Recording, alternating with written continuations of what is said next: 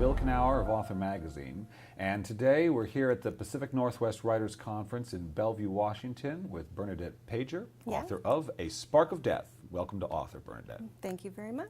So, Bernadette, Spark of Death is your debut novel. Yes. But obviously, you didn't publish it right out of an MFA program. No. So, while this is your first published book, is it your first written book? No.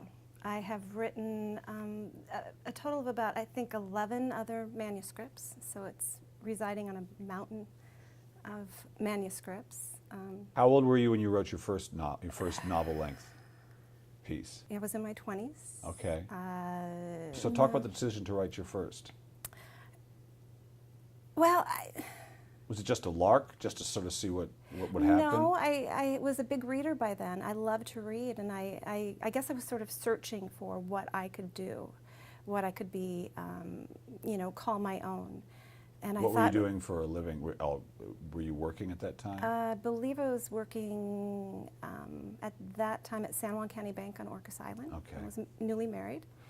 And so I decided I could do this. I love to read. I want to be able to do this. I want to be able to create this for other people to do. And I tell you, I say this on my website. I was at the bank when Richard Bach walked in, author of Jonathan Livingston Seagull. I know Richard. Yep. You do? We've interviewed him here. Yeah, he's fantastic. Yeah. I can't say that I know him, but I met him. And I told him, Mr. Bach, I'm thinking of writing. And he said, my dear, don't think, do, writers write. And I have never forgotten that, So I started writing and learning process. Spark of Death is a mystery.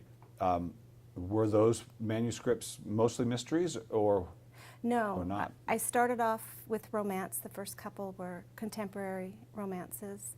Then I moved to historical romance, and I began to get a feel for who I was as a writer as I, pushed forward. What does that mean?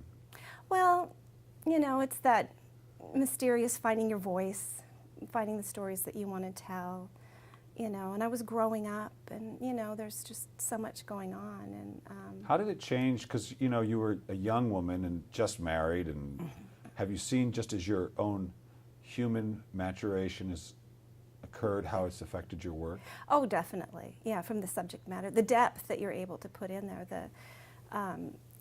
the sort of layering of emotion that I don't know. When I was younger, I don't think I understood that about life, Yeah. And like parenthood, when you're in your 20s, you think that having a child is, you're going to love them and teach them this, and it's going to be just so wonderful. And the reality of having a child is you love them so much it hurts. Yeah. You're afraid for them, you're angry at them. I mean, there's just so many emotions tangled in that, and I think you bring that to your writing, that understanding that life isn't that simple layer, it's all that subtext, and that's what enriches, I think, writing, is subtext. When you become a parent, you have to let that child be who or she is. You love them, but you can't, they're not puppets. And isn't it similar to some way your characters, in that while you'd want them to tell your story, you have to allow them to go where they need to go?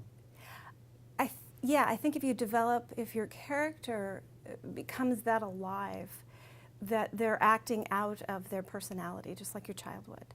And you have to respect that and allow them to do that. And it makes them powerful, and it makes their actions more real to the reader, because they're being motivated out of who they are. It's not just this superficial moving people about. Yeah. So, all right, 10, 11 novels, you lost count, before you published Spark of Death. So talk to me about that long period of writing and not selling and writing and not selling. What got you through it? Did you think of chucking it? Oh, that's such a complicated question. Most writers know that you just can't seem to stop. You can't help yourself.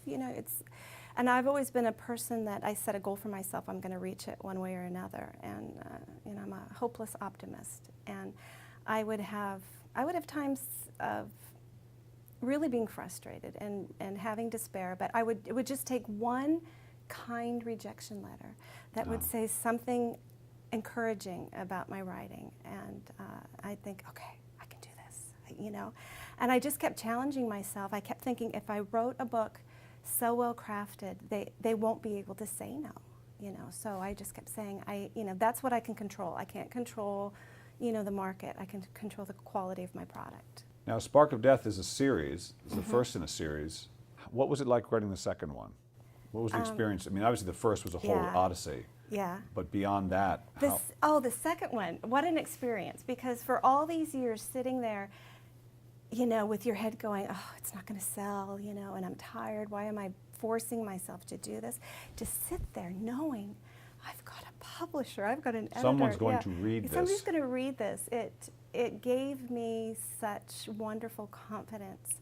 Did it? Didn't freak you out? No. No, it was empowering. It felt really good. It was a great experience. It's not like J.K. Rowling getting like these big, huge sales. That would be intimidating. Right. So somebody watching this video, probably someone at this conference today, has 5, 6, 7, 8, 9 manuscripts they've written weren't bought. They are not sitting across from me getting interviewed. What do you say to that person? I say, congratulations. You've written 4, 5, 6 manuscripts. You're building your craft.